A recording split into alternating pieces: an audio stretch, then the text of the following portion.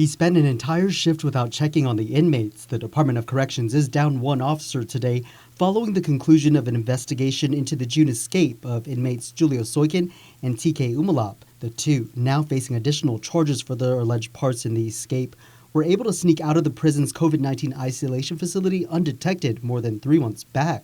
Umalap was captured 20 minutes after officers noticed they were missing. Soykin was on the run for nearly 24 hours before police picked him up in Hagåtña. DOC's Internal Affairs investigation found that the officer assigned to monitor the pair never checked on the inmates during his shift.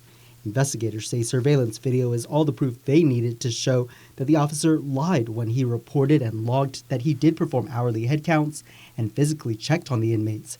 He was fired. Terminating an employee is not an easy decision to make.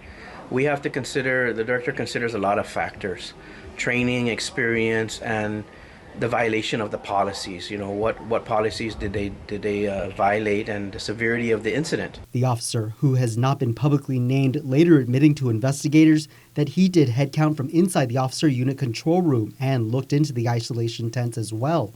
In a follow-up interview, the officer saying he just returned from leave because he had a family member who had been diagnosed with cancer.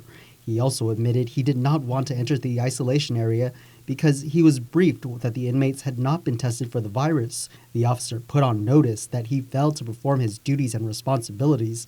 DOC spokesperson Major Anton Uggen saying the problem is bigger than just a training concern for the agency. It's more of failure to do your job, failure to do what you're trained to do. And so right now, that particular case had nothing to do really with training. It more had to do with just not doing what you were trained to do. In the manner you were trained to do it. We can train and train, but if you don't do what you're supposed to be doing, what we hired you to do, there's going to be some consequences. The officer is fighting to get his job back. Over the past year, DOC reported a handful of escapes at the prison. A November escape last year resulted in 2 officers being fired, that escape occurring while the officers were apparently on TikTok and Instagram. Again, saying the prison does not take these cases lightly.